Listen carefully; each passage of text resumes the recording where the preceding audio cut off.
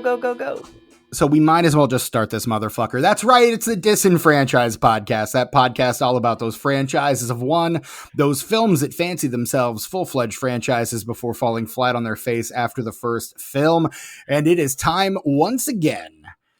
One of our longest running tradition. In fact, our only tradition that has lasted longer than a month. Well, I guess 2 months because we did have the sequel to the August Arnie or April Arnie. So anyway, it's Spooky-thon, our longest running theme month, sixth year in a row for the Spooky-thon. And this month we are covering 2000s era horror remakes, starting with a real turd of a movie. Just a piece of shit. Yeah, I'm your host, Stephen Foxworthy. That other voice you heard belongs to my perennial co-host, Tucker. How we doing, Tucker? Hello, Stephen. I'm doing pretty well. All things considered. I don't have to watch this movie ever again. You really don't. There's nothing forcing you to do it ever again. Unless you just decide done, to do an entire run of this franchise and decide to end on a nothing burger, in which case you could watch this again. Look, spoilers. I saw the original when I was just getting into horror, and I didn't really give a shit about it. It's fine. It's better than this. It doesn't. I don't think it deserves the credit it gets, but it's not a bad film. I just don't care about it. And then when this came out, I saw the trailer and the cover, the poster. Like what? The one poster for this movie. I don't know. It just seemed kind of, in my mind, doomed from the start. I don't mean to jump ahead, but it's just so aggressively bad. It is. It is, in fact, aggressively bad. We are, of course, talking about the 2008 slasher film Prom Night, based on the 1980 slasher of the same name, directed by Nelson McCormick, written by J.S. Cardone, and starring Brittany Snow, Scott Porter, Jessica Stroup, I don't know, Dana Davis, Collins, the wonderfully named Collins Penny, Kelly Blatz, the great James Ransone, Kellen Lutz, Mary Mara, Ming-Na Wen, Jonathan Strache, the great What Is He Doing Here? Idris Elba, Jessalyn Gilsig, Lyndon Ashby. What a cast. Tucker, I think we've already let the cat out of the bag as to how we feel on this one, but what a picture. Stephen, I'd like to first apologize to our audience for going on such a tirade without any context. Like, we editorialized a lot. Of the episode. Yeah. Like, you looked at the title of the episode, so you obviously know, but look, I had to smoke a lot of weed to get through this movie. Fortunately, you were just in Illinois yesterday. Now, normally on a standard recording of the podcast, I will not be inebriated when we start, but then I will slowly become more and more inebriated as the recording goes on. Which is why the shows get progressively more unhinged as the episodes wear on. Which is something I love. But I have to warn you, I had to smoke a lot of weed to get through this movie, so I don't doubt it. I may fuck up a bit. That's fine. I may fuck up a bit. We're used to that. So, yeah, well. And, of course, Brett is currently chaperoning a high school homecoming, which is weird because he doesn't have any children. But Brett, we wish you the best of luck. Come back as soon as you're able. Yeah, we watched motherfucking Prom Night. And oh boy. I've seen other than this, I've only seen the original Prom Night. And that I watched as one of my kind of, one of the movies I watched during October during 2020 when I watched 62 horror movies in 31 days. I had my initial 31 movies that I had planned to watch, and then I just watched an extra 31 because what the fuck else was I going to do? Because, Stephen, you could just do that back then. Because what the fuck else were you doing? You're just you got your COVID unemployment, right? And you're just chilling, and there's nothing to like. Why not? It just seems like such a wild concept now for me to be like, yeah, I'm just gonna watch 2 movies every day for an entire month. Yeah. But back then you could do that shit. You It absolutely was could. fantastic. It I mean, it was pretty horrible, but it great. was fantastic. Yes. Yeah. In certain ways, it provided a lot of Yeah. freedom. And in certain ways, it Yes. provided a lot of restrictions. And in certain And ways, death. we as a society have never truly recovered from that awful year. Nor will we ever. Nor will we Calling ever. it. Calling it. 2025. Especially, calling it. especially not with the dictator in chief in the White House. But yeah. Oh. But yeah, so I've seen the original, and honestly, I didn't dislike it, but it wasn't also anything to write home about. Like, I wasn't champing at the bit to watch more Prom Night movies. And I knew I was going to cover this one for the podcast one day, so it was just kind of something that I was just like not in a hurry to get to. And it's not really a movie that, unless it really clicks with you, I guess, which it does for some people, I guess, but unless it really clicks with you, there's really no reason to watch it ever again. It was cool. It was fine. It's fine. And it's I still remember it. Like, I didn't instantly forget it. Like I do some, like I will this movie. Like I wanted to do with this movie. Yeah. I watched this 2 days ago. I don't even know what happened in this. I watched this. I just got done with this like 5 minutes ago, Steve. I know. I still don't know what happened in and this we started movie. recording 6 minutes ago. That's the weird thing, is you were watching it as we started recording. Isn't that wild? It's so wild. No, this, I can't say that there's stuff in here that I do want to talk about, or at least around. Like, we've got some like horror, like I don't want to say icons, but definitely some people who have gone on to do better horror than this movie. Like Brittany Snow, who was in X, Ty West's X, which I think is a great movie. One of my top 25 horror movies of the last 25 years for sure. You've got James Ransone, who is great in everything, but I especially love him in another Ty West film, in The Valley of Violence, which he's amazing in. And he's also really good in It Chapter 2 as grown-up Eddie Kasparak. Like, oh, yeah. Yeah, he's like a baby here compared to those other films, but like that's the other thing I know that dude from. Yeah. That was my partner's way in for this movie. I was like, you know who that is, right? And she's like, no, who is that? I was like, that's grown up Eddie Kasparak. And she looks at him and she goes, oh yeah, it is. Right. I'm just now seeing it. Yeah. And then after we were done with this movie, she's like, okay, now I want to watch It. And I was like, okay, we'll put on It. That's fine. And now that you say that, I know him from other things too. Yeah, he's a really let's go down a James Ransone rabbit hole. Let's just for a bit, sure. Go down to James Ransone, because I think he's also in Sinister, the first Sinister. He's the cop in Sinister. He's the cop. Well, cop, what's his nuts or whatever? What's his name? Yeah. What they call him? What's his name? No, Officer so and so. Literal, yeah. His literal character name is Deputy. Yeah, and he's also in Sinister 2, he's credited as ex-deputy so and so. Well, yeah, and that's the thing through 2 films. So the second one sucks and does not exist to me. I haven't the original Sinister. The original Sinister, I will say, the scariest movie I've ever seen. Like, that movie freaked me the fuck out, dude. Yes, because here's the thing: they did everything right and they still got.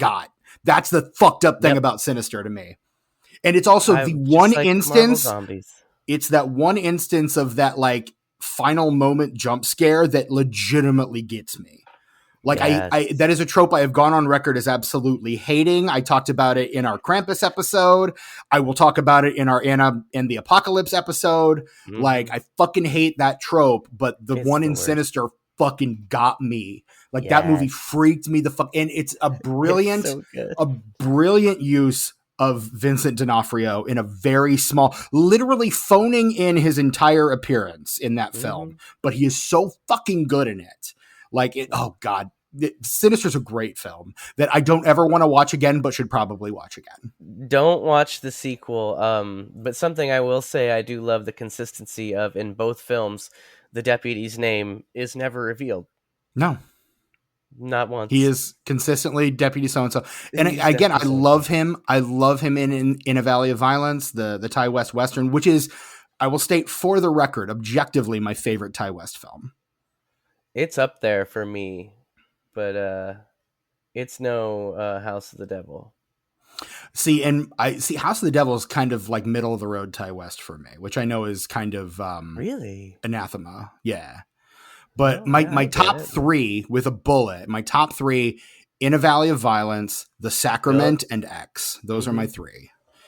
And Sacrament, also one of my top 25 horror films of the last 25 years. That movie fucking rules, and I love it so much. For me, it's The Sacrament, and then House of the Devil, and Mm-hmm. then Innkeepers. Oh, you love Innkeepers.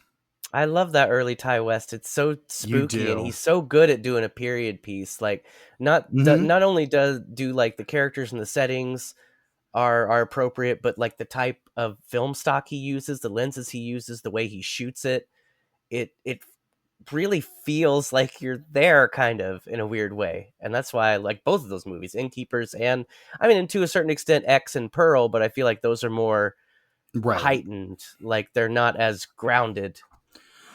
Correct, but they're still very much of their time. Like those are period pieces that he films like and Maxine he Mm-hmm. does as well. Like he Yes. films them as though like Maxine is just like a Michael Mann movie, like from that era, just kind of made as a horror film, and it's really really Mm-hmm. good. Yep.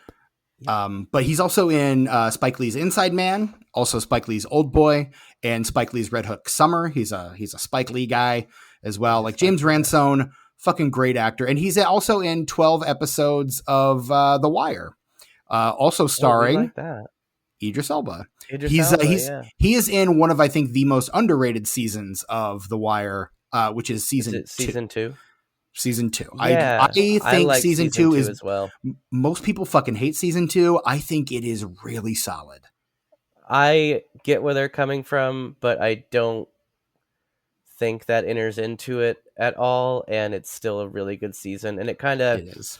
it's nice when you come back to the third season because you've had some time away Mm-hmm. from sort of the A story, Right. and so you're kind of glad it's back instead of Mm-hmm. tired that it's still there. Yeah. And I mean, also, and then season 4 is easily the best I season of still The haven't seen Wire. season 4. I've been spreading Oh, this shit out over years. I guess. No, get So, back into The Wire, Tucker, because holy shit. No, no, I because love season 4. I tried to do the first 2 seasons together, and I just felt like I really needed some. I watched like the first episode of the second season, and I was like, no, I'm not ready for this yet. Like, I still need to kind of Season 2's a big sit pivot on this away other from season season. 1 for sure. And so I waited probably 2 years Okay. and then watched season 2, and I have the then whole I series waited on DVD back on that shelf back there. probably 3 years to watch season 3, Okay. and that was 2 years ago. Season 3, that is Idris Elba's big season of The Wire. Yes, it is. Yes, it is. And I fucking love Idris Elba. That guy is great. Like Mm-hmm. the And he's guys in that this play the movie. cops, he is. You believe that? What the fuck is he doing in this movie is my question. Nobody knows. Like, I have the same question about Idris Elba that I have about most Benicio del Toro performances, which is, what the fuck are you doing in this? Like, you're Benicio del Yeah. Toro. Like, is this really something you have to do right now? But he shows up, he does it, and I guess more power to him, I suppose. But yeah, like, Idris Elba in this movie, I'm like James Ransone, like, he's early enough in his career, like, I get why he's here, but Idris Elba was in like solid seasons of The Wire. Oh, another reason to get into The Wire season 4, Tucker, I will say, Oh boy. Okay. you get baby Michael B. Jordan in that season. Wait, he was in the first season, and spoilers if you haven't seen season 1 of The Wire. Don't listen for a second. He straight up dies in the first season. How could he be in the 4th season? Don't tell me. Don't tell me. Am I wrong? Is he not in season 4? No, he, like I said before, there's no way really that he could be in season 4 because season Okay. 1 I think was probably his got that last wrong. season, first and last. Okay, I maybe got that wrong. I can get things wrong, but it's about like it's about like the school system in. Yeah, he's only in the first season. Oh, That's my nice. bad. That's my bad. But Oh. and you get the triumphant return of Prez Bluesky in season Ooh. 4 also. Like, so you get, if you're a Prez fan like I am, then Prez is back in season 4. Which I love. Yeah, you're right. I was way off on that. Damn. I feel foolish is what I feel right now. That's okay. But yeah, no. We do love Michael B. Jordan though. But let's go down the Idris Elba rabbit hole now that we're on The Wire. We might as well, because this is 2 years after Elba finishes his run on The Wire. He's on The Wire for the first 3 seasons. Mm-hmm. And then after that, he goes. I mean, I was telling you in text earlier, this is kind of a weird period for Idris Elba. Like, Stringer Bell kind of makes his career up to that point. And so after that, he's kind of all over the place. In 2007, he's in a little movie called 28 Weeks Later, where Oh he yeah, I is always in forget that. he's in that. Yeah, he's really good in it too. One of my Yeah. favorite things that he does post The And he gets Wire. to be British, Yes, which is doesn't happen very nice. often. One of my favorite things he doesn't get to until 2010, but he's in a British show. You know this? You heard about this? You seen this? Called Luther? I have, yeah, I've heard about it, but it just didn't seem like something that I would be into. But like, I'm glad it's successful. I Oh, you like should Idris Elba. check out. So he's 2 years away from Luther when he does this movie.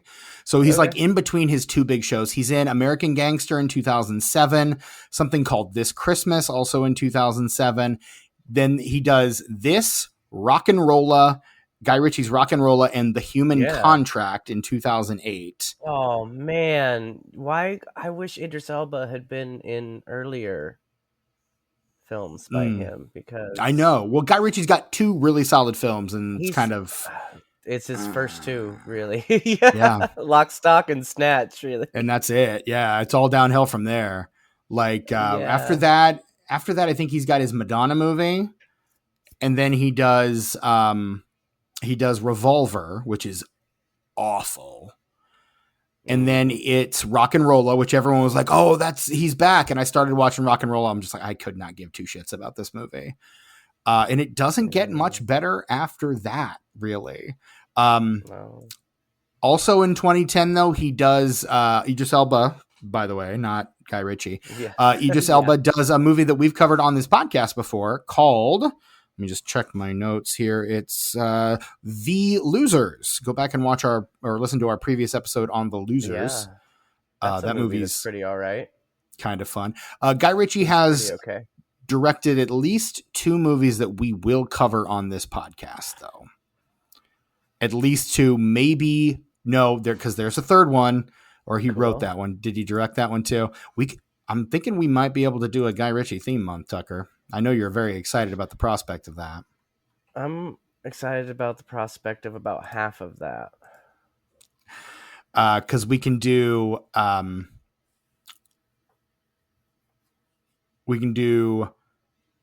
Man from U.N.C.L.E., King Arthur, Legend of the Sword, Yep.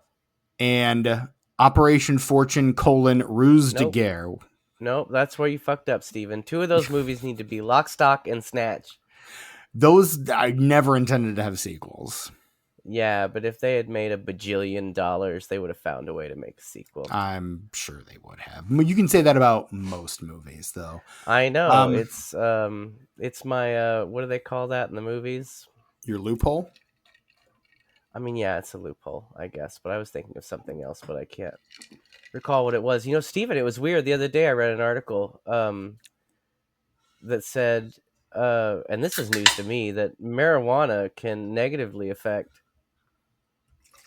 what was I saying? Your memory. It can negatively affect your memory. I read that the other day. Isn't that wild?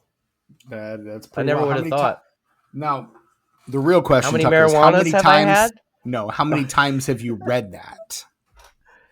Oh, no, just the once, man. Okay. Yeah. Because it feels like you've always perennially just read that the other day. That's the bit, Steven. I know. Let's step behind the curtain. That's the bit. I know. It's the whole joke. And then we get The Losers. He's in Thor in 2011. Like he's kind of in the process of taking off. Prometheus in 2012, which he's fucking great in. Pacific Rim in 2013. Thor: The Dark World also in 2013. Also in 2013, good year for Idris Elba. Mandela: Long Walk to Freedom, where he plays Nelson Mandela. Sure. Like he's really? Got some I can't see him as Nelson Mandela. I mean, it's I'll watch Nelson. it, though. I mean, Nelson What's it Mandela called? action hero. It's called Mandela: A Long Walk to Long Walk to Freedom. Freedom. Okay. Okay. But yeah, All right. he plays young Nelson Mandela versus Invictus, wherein what's his face, Morgan Freeman plays old Nelson Mandela. And they fight. Gets There's fist Oscar fights nominated for that shit. for fist fights. In Mandela: Long Walk to Freedom, I doubt it. Oh, you said it was an action movie. You No, said those words, Steven. I said action hero Nelson Mandela, but just it's because You Idris Elba is jacked as shit. you were thinking of Gandhi too. That's That's the what it error. was. There it is. Yeah. No more Mr. Passive Resistance. Give me a steak, medium rare. Um, don't you know that we decimal system? Oh no, sorry, that's Conan the That's a Librarian. different guy. That's a Yeah. different movie, right? He just slices that guy in half. It's fantastic.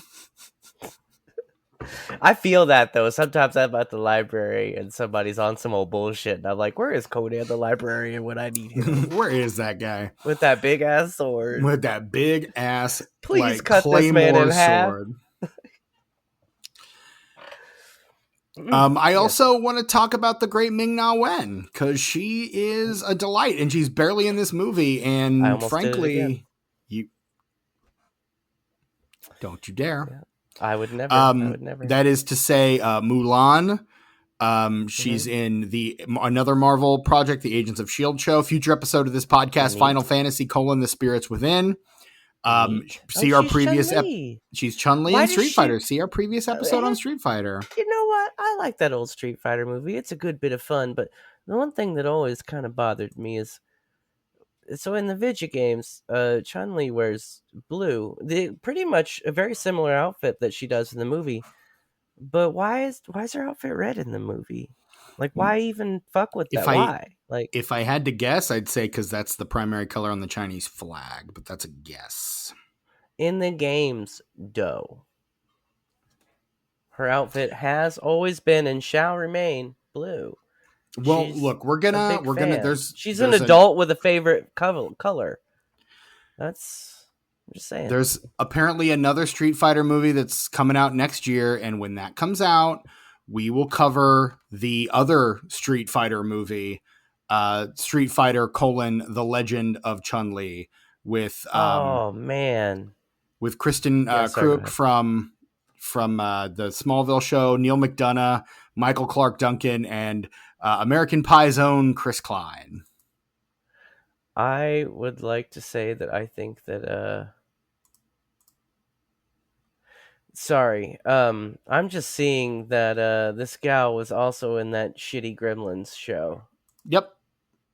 Good for her. That's fantastic. Yep. I'm glad some She's. like two people liked that. Like, I I didn't even like it, and I appreciate like Gremlins.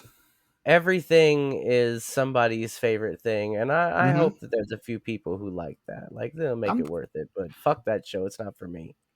Yeah, not for me either. I know HBO renewed it for a second season before it premiered, and then it premiered, and I don't think they are really moving forward with it at this point. Could be wrong, Good. but I don't think they are. Well, you've heard the rumor, well not the rumors, but the kind of news of the Gremlins 3 with your Yeah, boy, the original they're bringing writer him directing. right, Chris Columbus. Yeah, Mhm. which I mean, I'm not a fan of Chris Columbus's more recent film output, honestly. Mm. And Like I just think he's just leave it the fuck alone. Like unless you're that's gonna kind of get a where I'm fresh at. voice on it, because as a filmmaker, he's kind of like I'm not saying he's gonna die soon, but he's in his twilight years. He's doing Mhm. what feels easy and good to him, but don't fuck with Gremlins any more than that TV show has. Like let a Let fresh me voice hit that. let me review some of the Chris Columbus films from the past 20 years. He Okay. directed two Harry Potter films. That's Yeah. coming Did he off direct the of third the one? no, just the first two. Okay. Well, then I The don't third care. one is Academy Award winner. I just forgot his name. Damn it. Alfonso Cuarón. Well, I'll tell Um, you, I don't give a fuck about no Harry Potters, but the that third part one's good. 3 is really, really good. Like I would watch that Tucker, again. that's the good one. is Oh, the it's third so one. good. That's I the couldn't even good believe how one. much I enjoyed that shit. But he directed Bicentennial Man in 1999. Never forget. Fuck that. And then right off of that, he directs two Harry Potter films, 2001's The Sorcerer's Stone and 2002's Chamber of Secrets. And then Hmm. using all of his cachet from those two movies, in 2005, he directs a little movie called Rent. Hey, that's got Daryl from Adventures in Babysitting. Hey, he's the guy. He's the guy who was like, "Hey, Kevin Spacey's kind of bad." Yeah, Anthony That's Rapp. that guy. That's Mm-hmm. that guy. I like that guy. Yeah, He's so he's a good obnoxious guy. in Adventures in Babysitting. You think? He's also in Star Trek Discovery as well. He's a Star Trek Oh, guy. dude, yeah, yeah. And you know how I'm I feel into about it. Star Trek. It's great. I And then do. he Yeah, doesn't direct, after Rent, he doesn't direct another movie for 4 years. And then he I comes liked back Rent with, though. it's okay. I I well, don't I think. really, I don't really care for Rent as a show. I understand that it's Mhm, important and for its mhm. time and its place. But like, first of all, Chris Columbus, the wrong guy to direct Rent. And then casting the original actors 20 years after they did the show, or I'm sorry, 10 years after they did the show, the Close wrong enough. decision. Like it, I I think my enjoyment of Rent came from me having like the lowest expectations I could possibly have. And then a sure. person I used to be very close to was like, "Will you watch this movie with me?" And I was like, "I guess if I have to." And I was like, And then you "Wow, were this like is." I was like, "This." 525,600 minutes. I Okay. was like, "This does not suck." And I thought I was just going to be wanting to like poke my eyes out the entire time, and I had a good time. Maybe I He should see then, the play. Should I see the play, Steven? maybe, sure to maybe. Word, word. In 2009, he directs a little movie called I Love You, Beth Cooper, Okay. which, along with I Love You, Man, and I Love You, Philip Morris, is one of three movies that came out in the year 2009 Oh, with the title, with I Love You in the title, which it is was a very insane loving to me. year. It was the year We we all all said loved I each love other you. that year. Yeah. In 2010, again, trying to recapture the success of the Harry Potter series, he directs Percy Jackson and the Olympians, The Lightning Thief. Oh, that didn't go so well. No, it got one sequel, and that was it. They did Yeah. film in the Parthenon in Nashville, Tennessee, a place I have been with my own physical body. And they've got Yeah. definitely got some Percy Jackson props on display there for the 5 people that are going there for the Percy Jackson films. Then he directs in 2015 the little Adam Sandler film called Pixels. Oh yeah, that did okay. I kind of hated that. I mostly Josh hated that. Josh Gad fucks Kubert in that movie. It's just Josh Gad. Like I want Josh to. Gad I don't fucks know. I can't. Kubert in that I movie. just can't. In any film, like he's talented, but he's just his presence annoys me. I'm right there with you. Like I want to give him a chance because I know he's funny. People think he's funny, but I just can't. I He's the can't even reason look we at him, can't. man. He's the Can't reason even we're look at not going him. to be able to cover Spaceballs on this podcast. Well, he's not the only reason, but he do be in that. Like he's the sole reason. Like this wouldn't have got No, I made if mean, Josh Gad hadn't been on board. he's the one that pushed the sequel through. Like he's the one that Oh, got the word. sequel made. So he is the reason, in fact, that we're not able I to was cover just being Spaceballs. silly. No, I'm being serious. The Spaceballs 2 is filming now, and he was the writer. Like he wrote the treatment that Mel Brooks greenlit. So yeah. Well, Um, Stephen, having completely gone over Chris Columbus's no. filmography, We have 2 films left because he's you in every already 5 mentioned years. them. I did not mention the Christmas Chronicles Part 2, Bitch, you did. and I did not mention the Thursday Murder Club. Yeah, that's the first thing you mentioned. And then It's you went into his filmography. And you neglected to mention the film that, no, not Home Alone, not Home Alone 2, not Mrs. Doubtfire, but the film that Chris Columbus will forever be remembered in my heart for. Adventures in Babysitting, It's Adventures in Babysitting. which is his first feature film that he directed in 1987. I could watch that movie once a day, every day, and never get tired of it. Tucker, did you know Never. he was supposed to direct a little movie called National Lampoon's Never. Christmas Vacation, Oh, word. Meh. but he was so annoyed by Chevy Chase, which is the theme of Chevy Chase's Fair. career, Fair. that Yeah. Good he for said, him. he basically pulled John Hughes aside and said, I can't fucking do this. And Hughes said, don't worry, I've got something else for you, and gave him Home Alone. Hey, into it. Like I say, there are things to praise and things to poo-poo in his filmography as a director, but Adventures in Babysitting, and it's his first film, that Yeah. makes him a great filmmaker. That film right there, that's the one that solidifies it. I mean, he has had a very impressive career from 1987 till today. It's a perfect Um, film, Steven. I don't know what to tell you. and I kind of well, want to there you watch it go. right now. Maybe you should. I might. Maybe you should. Also in this movie, Jonathan Skach, I'm not sure. He is the lead singer of the Oneaters in That Thing You Do. Yeah. He is Really? Wait, also, who? He looks so different. He's so old. yeah, he In is this our killer in photo. this movie. He is He also in the Day of the Dead the Day of the Dead movie we did not cover on this podcast during our Romero remake Bloodlines. series, Day of the Dead Bloodline. He Yeah. plays the bub analog in that film, No. Fuck that. named Did you Max, know and it's did you bad. It's know very bad.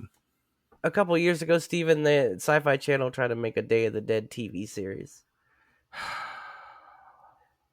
And it's out of Okay. everything Day of the Dead with the title Mm-hmm. Day of the Dead that is not the original film, Mm-hmm. it is by far the worst because it's Have as you seen Day bad. of the Dead Bloodline? Because that's real fucking bad.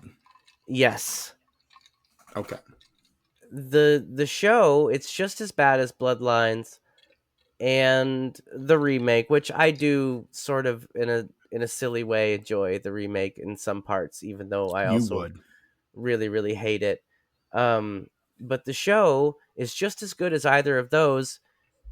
Instead of being an hour and a half long, it's several hours long, Right. like 10 episodes at least, maybe 12. I don't remember. That's I the only problem got with through half of most them. television shows is that they take a premise that honestly could be a movie and they stretch it out over 10 episodes, and it's Well, interminable. It's I'm interminable, saying Tucker. normally that doesn't work, but the first season of From Dusk Till Dawn, oh boy, if you haven't seen that, I recommend it. Robert I Rodriguez was had his own TV network, El Rey. I don't know if it's still there, I'm sure but it's not, but I remember but that. there were 2 seasons, and the first season was, I think, 10 or 12 episodes, and it was just a retelling of the film. And they had Robert Patrick in the Harvey Keitel role. The guy who was Seth Gecko was doing enough of a George Clooney impression, but also enough of his own thing to make it both familiar and fresh, and fleshing out all those characters and the beats of that story that we missed in an hour and a half. Boy, that was some thrilling television. Season 2 sucked though because they tried to like move on from there and there was nothing to do. Doesn't the guy that played Seth Gecko is he's the grown up, he's one of the Shazam family in the movie Shazam. Mm-hmm. Yeah. You've got Aiza Gonzalez in there too. Love her. Such a good season of television. Like Jake Busey. if you love the first season, or if you love the first From Dusk Till Dawn movie, I recommend watching the first season of the television show because it's the same thing, only like more and in a good way. More. It doesn't. Michael Park doesn't come back for it though, does he? He does not know. That's a bummer. It's a bummer. I do see Don Johnson's in it though. That's kind of fun. Mm-hmm. You know who is back for Sure. it though? Because what the fuck else is he gonna do? Danny Trejo. Yeah, come on. No, look, I love Danny Trejo. You gotta but love Danny Trejo. Danny Trejo is one of those guys who I think he is maybe the only actor that works more than Samuel L. Jackson. His cookbook is not to be sneezed at. I at first was like, oh yeah, it's a celebrity making a cookbook, like who cares, whatever. Most of those are like fine. Sure. But my sister has Danny Trejo's cookbook, and there's some really fun stuff in there. He is on an episode of the Muppets, the most recent Muppets, not the, well, he's also on an episode of the most recent Muppet show, Muppet Mayhem, but he's on Muppets Now, which they was kind of like the COVID version of the Muppet show where they're all kind of filming in their own houses. But he's on an episode with the Swedish Chef where they make mole together. Like chicken mole, and like Danny Trejo just like fucking makes chicken mole, Yes, and I'm like, dude. I want to make Danny Trejo's chicken mole. Like that's a Get thing that I cookbook. want to do. I may have to, and I've always wanted to make mole. Like mole is kind of one of those dishes I've never had, but I've always wanted to try. Like, yeah. I also want to rewatch the film From Dusk Till Dawn. Also, like I haven't seen that in a number of years, and I think it's time for a rewatch of From Dusk Till Dawn. I think that would be a fun way to spend an afternoon. I would recommend Steven to check out that first season too, if you can find it. This just in, like, I feel like I kind of jumped ahead and I didn't mean to, but no surprise I didn't like this movie. Guess what other abomination that this director directed, Steven? The remake, I always deny its existence. Always. I still I was going maintain to it does say not exist. there are several of those. You deny the existence of a great many films, but But this is one that we will cover on this podcast. And I had it on the list. I had it on the list for this month, and you denied it. You. Nope. I'm sick that week, Steven. You fucking kicked it to the curb. A little movie called The Stepfather does not exist. It in fact does exist, and we will cover it one day. Terry O'Quinn or nothing. Like, get out of my face. Terry O'Quinn's not there. I enjoy Dylan. It's Dylan Baker, right? Who's Dylan Baker? No, who am I thinking of? Dylan Walsh. Dude. Nah, I don't like Dylan Walsh as much as I like Dylan Baker. Never mind. I was about to say, yeah, I like Dylan Baker. I like Dylan Baker's great. Dylan Baker is in fact great. Dylan Walsh not as great as Dylan Baker. So I have no idea who any of these people are. You know who Dylan Baker is. Do I? Yeah, you do. Dylan Walsh, though, was on Nip Tuck. That's what I know him from. And Nip Tuck was a show I liked for about 2 seasons, and it got real bad. You did like that show for a minute. For a hot minute, I sure did. Dylan Baker, he's you know the Sam Raimi Spider-Man films? I know of the Spider-Man, yes. The Spider-Mans. He is the actor that plays the teacher that would become the Lizard in those films. Oh, he's straight up Kurt Connors in that bitch? He is Kurt Connors all up in that bitch. In every single one of those. He's one of the few actors that appears in all 3 of those. Him and Bruce Campbell and Tobey Maguire. But it was when they actually did the Lizard in Amazing Spider-Man with Andrew Garfield. That's Raishi Fons is the guy that played the Lizard in that movie. That's the one that sticks in my mind. I loved how, like, in that third Spider-Man movie, they just brought most of them back as CGI and had them voice their characters. Like, good for them. Like, make that paycheck sitting at home in front of a microphone. Fuck yeah. Yep. Yeah. I mean, yeah, that's pretty much what they did with Jamie Foxx, right. And that's pretty much what they did with Raishi Fons for that movie. Like those I don't think those actors were ever on set in that movie. Jamie Foxx was all over that movie. You're thinking straight up Sandman. Thomas Hayden Church. There you go. Thomas Hayden Church. There it is. C. Thomas Howell is Ponyboy. That's a completely different guy. Very different guy.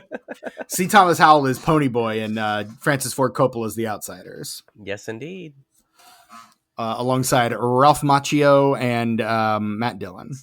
Yeah, dude. But yeah, the killer in this movie is probably one of the most inept slashers in slasher movie history. Just the worst. Like, I mean, pretty much every Letterboxd review that I read for this movie is just, I think I would just like survive because this guy's a dumb motherfucker.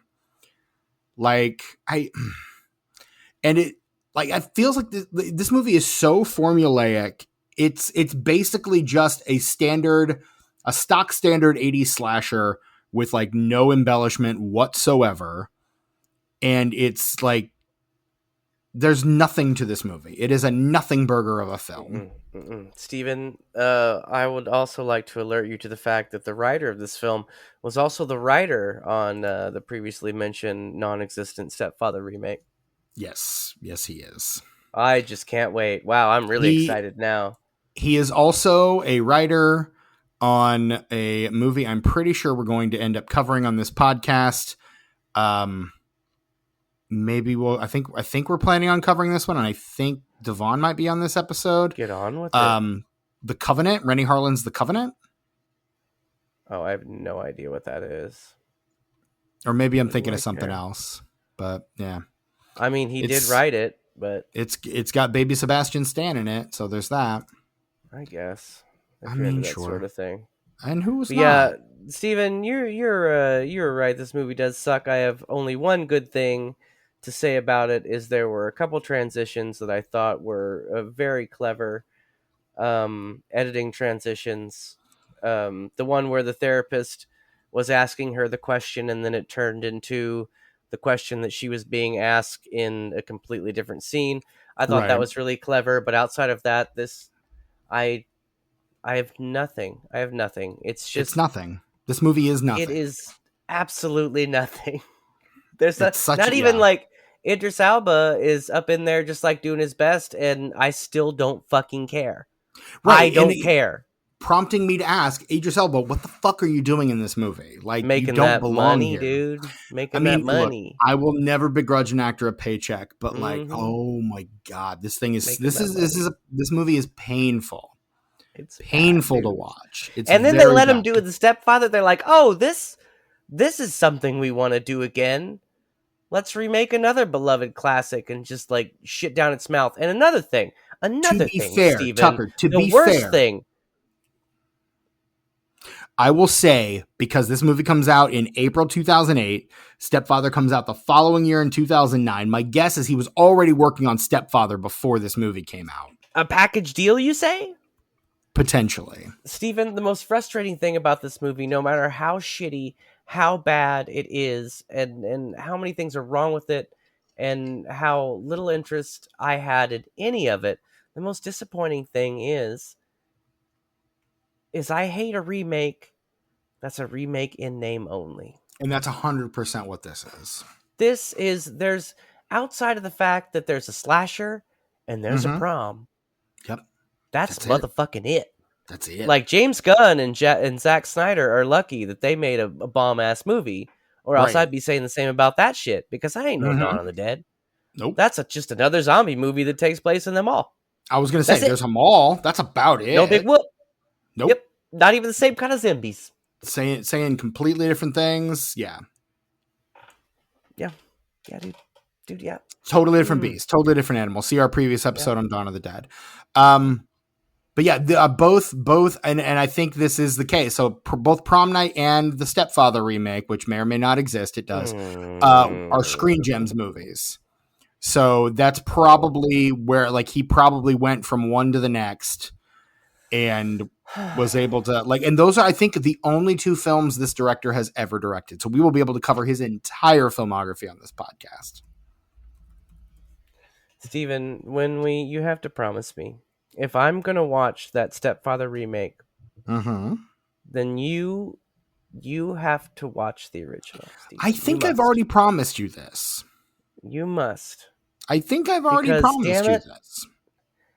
it's so solid and it's like the definition of like a sleeper thriller horror adjacent movie from the late 80s. It is the peak of that. I just have one question for you, Tucker. Just Sure. one question. Who are you here? Who am I right now? Who are you here? Yeah. Hey, you know what? I even No. don't mind the sequel because like it still retains a lot of what worked for the first one while using the Scream 2 rules that Randy puts forth, but in the best possible way. It is I have to like there's no way they weren't thinking of the Stepfather 2 during that Randy speech because it is everything that he describes. How do you feel about Stepfather 3, Father's Day? Stepfather 3 is okay. It's not bad. It's entertaining. It's fun, but I don't really lump it in with the other two because Convenient. I think the reason that they give for him looking different is just fucking stupid. What, did he have Like, plastic surgery or something? yeah, but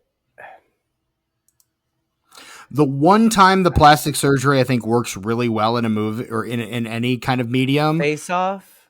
well, okay, other than Face Off, is the Oh, original wait. Broadway production of Arsenic and Old Lace, where they cast Boris Karloff as the killer brother, and the joke is that the his doctor, who is his plastic surgeon, has cut his face to make him look like Frankenstein because he got drunk and saw the movie and then operated on the guy. So he looks Wow, like Frankenstein, and they cast Boris Karloff. I'm And into the that. reason that Boris Karloff could not be in the film Arsenic and Old Lace is because he was the hook for the Broadway show. And so the producers would not let him go from the production to Oh, make the movie, spoilers, right? despite the fact that they let every other member of that cast that wanted to be in the movie be in the movie. And it would have been a great chance for us to finally get Boris Karloff and Peter Lorre in a film together, which would have been fucking amazing. Yup.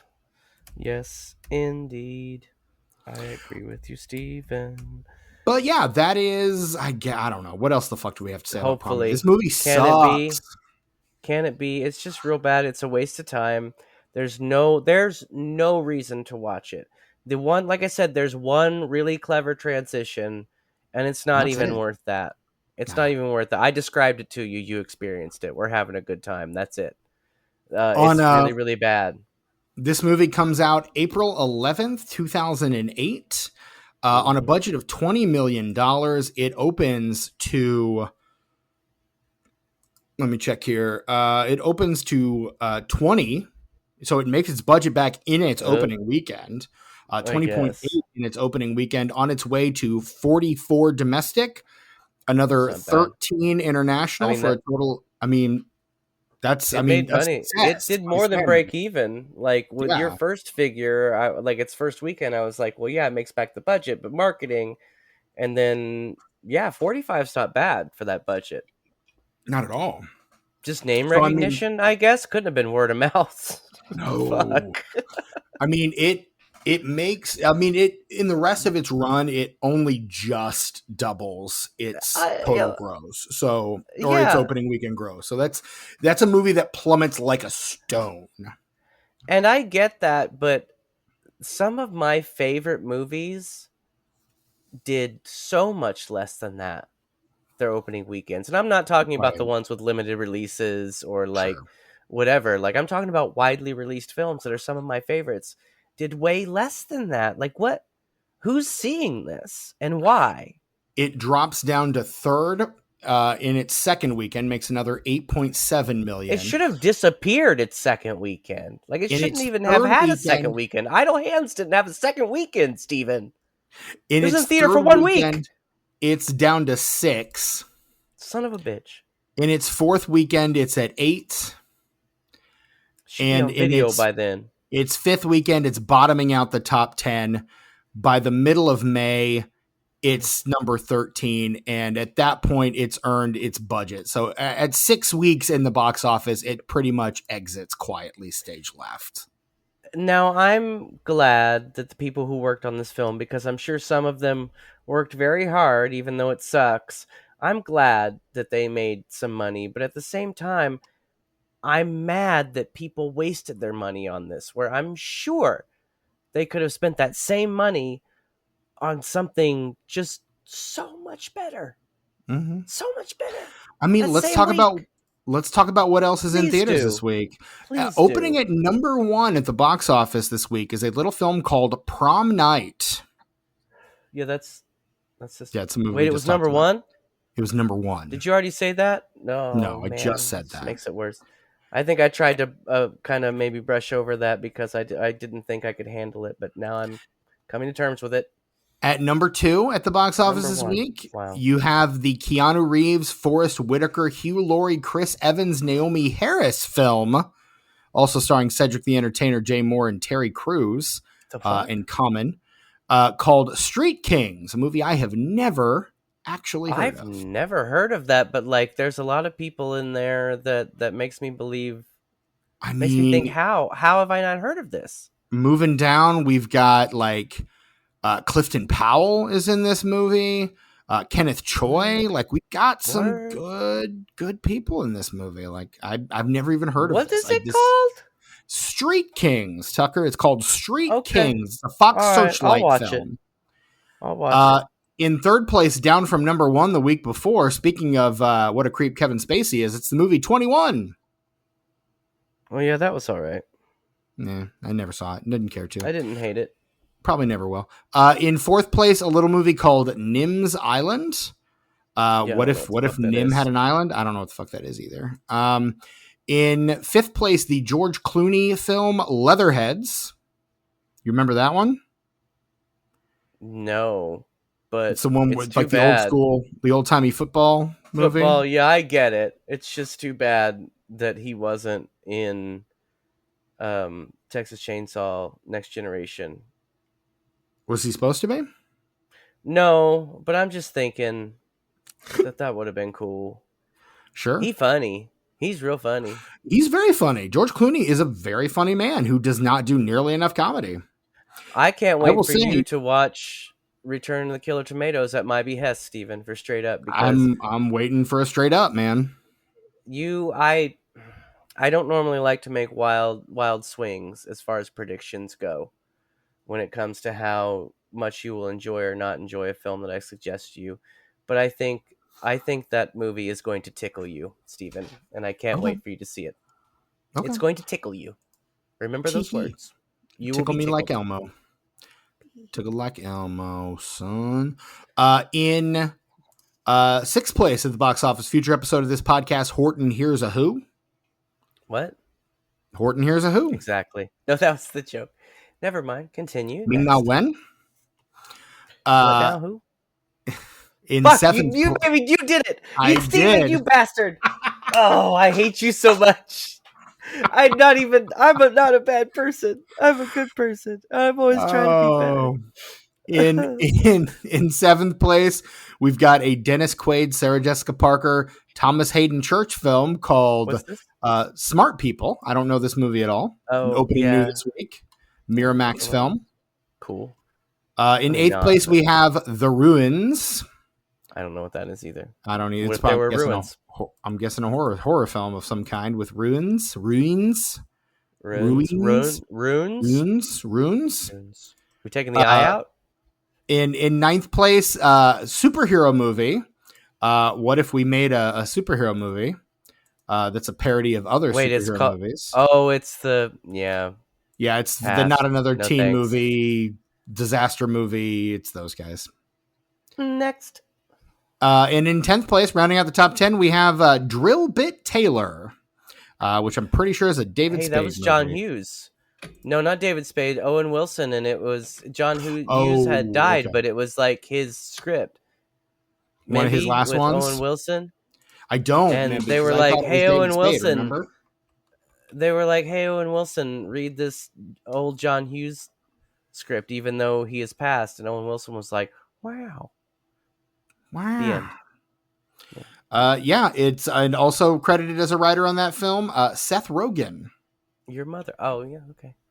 He wrote the screenplay based on a story by John Hughes. Did you know what I found out recently? Seth Rogen and I are exactly the same age. Not to the day. But we are very, very close in age, Steven. Cool story, bro. No, it's just he seems so much older. Like maybe I'm not like so much, but like maybe at least 5 years older. And I think for me it's just that he kind of aged so quickly. Like once he hit like 35, he was 40. Looked like he does now, and he kind of looks like 45, 50. Not in a bad way. He looks great. I'm just saying. I was shocked to find out we were basically the same age.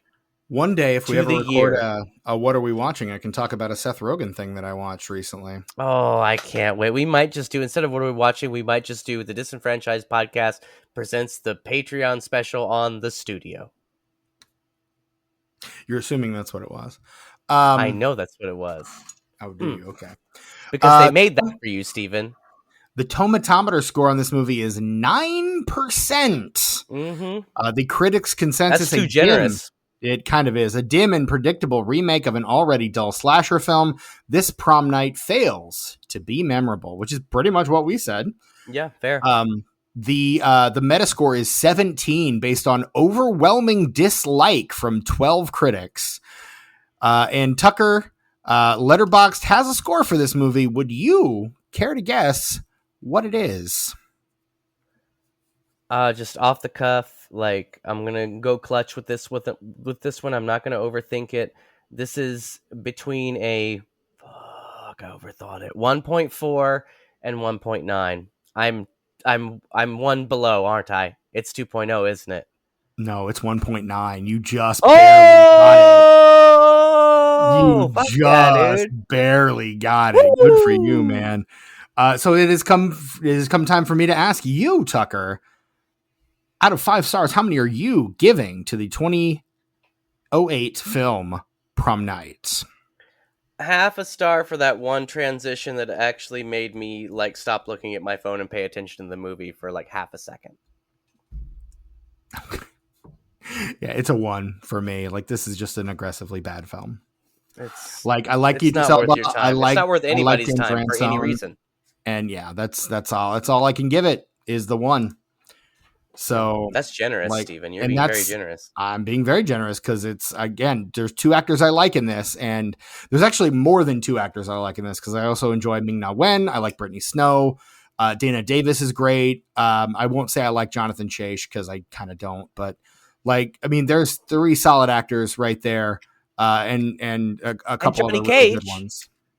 Yeah, you didn't talk about your boy Lyndon Ashby. I'm doing it right now, throwing it out down at the end. That's all I wanted to say is Lyndon Ashby was also Johnny Cage. Moving on. How about them socials, Steven? How about them socials? So this has been the Disenfranchised Podcast. You can find us on Bluesky, Letterboxd, and YouTube at DisenfranchPod. Shoot us an email, disenfranchpod@gmail.com. Let us know why we're wrong about Prom Night. We're not, though. We're not. And you can also find us wherever you get your podcasts, Apple Podcasts, Spotify. Please, if you get there, leave us a 5-star rating and review. Let everyone know how much you like us, because quite frankly, we like you. Even if you like this movie, we still like you. And we would like other people like you to like this. So for sure. Do that. You can join the official conversation of the Disenfranchised Podcast, patreon.com/disenfranchpod. See past episodes of the aforementioned What Are We Watching, along with many other. We haven't updated in a while, so thank you to everyone who's sticking with us. If you're not sticking with us, we don't blame you. Patreon.com/disenfranchpod. If you haven't heard our bonus content, there's a lot of good stuff in there that you would probably like. So go check that out. Patreon.com/disenfranchpod. You can also join for free and get all these episodes directly into your Patreon feed as well. And then you can also comment on posts and we'll talk back. Tucker mostly, but sometimes me. It's me. And never Brett. Let's just be honest. Brett is not on the Patreon. We love him though. We love that guy. Brett's awesome. Yeah. Spoke to him today. Yes. Yeah, he's busy man, but he's a good dude. He's a busy boy. He's a busy man. But yeah, you can find me, your host, Stephen Foxworthy. Hi, hello. You can find me on Letterboxd and Bluesky. I almost said Lettersky. That's weird. Letter what? Okay, there you go. Lettersky. I like that. Letterboxd and Bluesky at Chewy Walrus. Listen to my other podcast, Wells University, with friend of the show, Hope Stough. She'll be on again. I think she's coming on later this year, actually. Her and Bex both are coming on later this year. But yeah, love those 2. And Hope and I do a podcast all about Orson Welles. And we're on a little bit of a hiatus because your boy been busy as hell. But we'll be getting back to it very, very soon. And by very soon, I mean we're recording an episode tomorrow as of the recording of this episode. So it's very exciting times for Wells University. You can also listen to I'm on a lot of the Predator series over at Pod and Pendulum. I was on both the episode for Predator and I think next week's episode on Predators, episode we covered last year on this podcast. Predators. And I like Predator movies. So yeah, listen to what I have to say about Predator movies. Predators are great. And the third one should have been called Predatoire, right? Predatoire. Was it in France, maybe? I doubt it. In a world where there's 3 predators coming this summer, Predatoire. What they did for Predators is James Cameron came in Robert Rodriguez came in and he wrote Predator on the board, and he kind of like pointed at it, and then he writes an S at the end, and he points at that, and he draws 2 lines through the S and makes a $. And bravo, brilliant. A spoon, brilliant. Beer from a bottle, brilliant. But yeah, that's me. Don't follow Brett on social media. He doesn't want you to. Tucker, where can we find you on social media? He hates it when you do that. He really doesn't like it. Just don't do it. As always, on the Instagrams and the YouTubes. A lot less on the Instagrams these days, but I really meant to have us have a photo when I was in town the other day, Steven, to put on the gram, but then it just didn't happen. I'm not somebody who thinks about that really. Like I almost did, but there were I had 9 people there to talk to. So it was like I had a lot of people to talk to that day. So I thought of it, and it as soon as it entered my mind, it left my mind again. So well, it's never in my mind, even if I want it to be. Like there are entire eras of my life, like between the ages of like 13 and 20, there's maybe 3 known photos of me. I've seen one I'm of them. in possession of. You in a dress, so. Oh, well, I'm so pretty. I wish I could still cover up.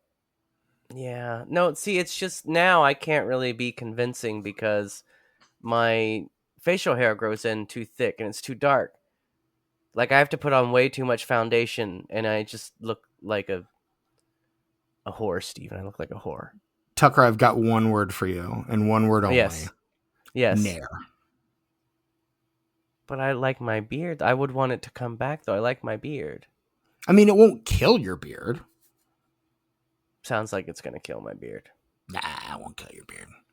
Doesn't matter. You can find me on Instagram and YouTube at Ice909. That's ICENINE, the number 0 and the number 9. Also, Tuck Mugs still exists, and posts are coming out every once in a while, and everybody's having a good time. So, like, no matter what you think or how you feel about whatever, if you just want to come chill and like look at some cool mugs, do that. I have it on good authority that you purchased some glassware recently as well that may or may not be an upcoming feature on Tuck Mugs. I did. Did you learn that from my new best friend, Steven? No, I learned it from you because that's what you told me after you and your apparently new best friend went thrifting.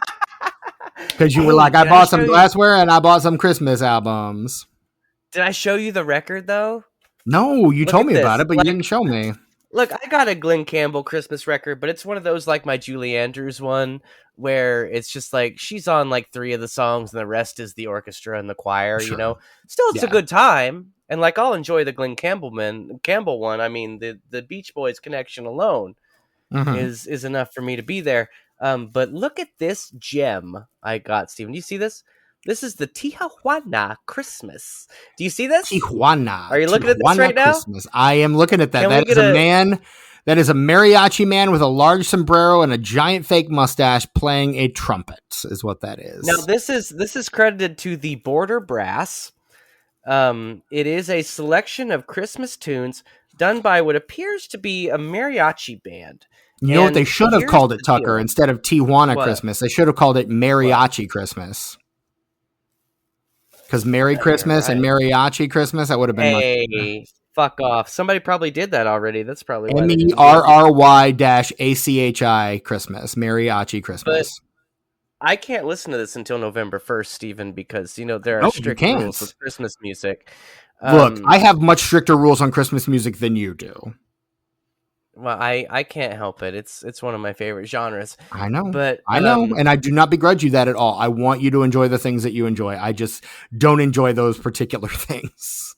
I can't imagine that this is easy to find at the price that I got it for, which was $1 out the door. That's And that pretty dollar went impressive. towards animal shelters, dude. Yeah, we my Yeah, partner and I drove by that on our way out of the theater Sunday, and I was like, that's probably where they went. So that is where we went. yeah. And so I can't imagine this is very easy to find. But Jimmy did um, confirm that it is on Spotify. I have not checked YouTube Oh. Music, but this exact record, if you search Tijuana Christmas in Spotify, this will come up. So if you do get antsy, anyone, and listen to it before November 1st, without spoiling too much, let me know how it is. Because I am Um, so psyched. Like, I cannot wait to listen to this fucking record. one of my favorite thrift store purchases that I ever made of a record is a Sesame Street disco record. Oh, I And know it of this. is, I you don't know of have it. this. I do have Sesame Street records, but not those. It is But called I am Sesame aware of that. Disco, and it features, I've heard among shit other off of it. songs, the Cookie Monster classic, Me Lost Me Cookie at the Disco. I mean, that's probably the place you would lose it. I Now, before mean, we move on, Stephen, because I have had to pee for probably about a half an hour. okay. But before we That's move traffic. on, let me read the description on the back of this record. It says, "Take the festive spirit of the Christmas season, spice well with the merry mariachi sounds, and you have a wassail bowl full of the happiest holiday music ever." The What fact that is you call wassail, it Stephen? Can you wassail, wassail? Is that a drink? Do you drink wassail? Is it a food it product? so Is it someone clearly deodorant? did not grow up watching the Will Vinton claymation Christmas special, because Yeah. that is like a thread through that entire And fucking is show. it a noun or a verb? Can you wassail? According to the song, you're wassailing. Correct. Here we come So a it's. wassailing among the leaves so green. Here we come a wassailing so fair to be seen. Love and I always joy come thought to of it. you, and to you, your wassail too. See, there it is, a noun. That's why I It always just is assumed that it was just like it was some kind. It's like eggnog. It's a holiday drink, like, but it's one like that the school kids, like, their holiday fundraiser is to sell wassail, and that's wassailing because they're so selling wassailing, if you will, as a noun, fundraising. wassail has four meanings. It means One's a drink, right? a Okay, salutation with wishing health to a person, used in England in early times when wassail. presenting a cup of drink or when drinking to the person. So wassail, Oh, like a toast. like a toast. I'm gonna do that now. Two, a festivity or revel with drinking of healths. Three, Okay, liquor for drinking and wishing health to others on festive occasions, so especially spiced ale, as on Christmas I'll Eve and bet. Twelfth Night.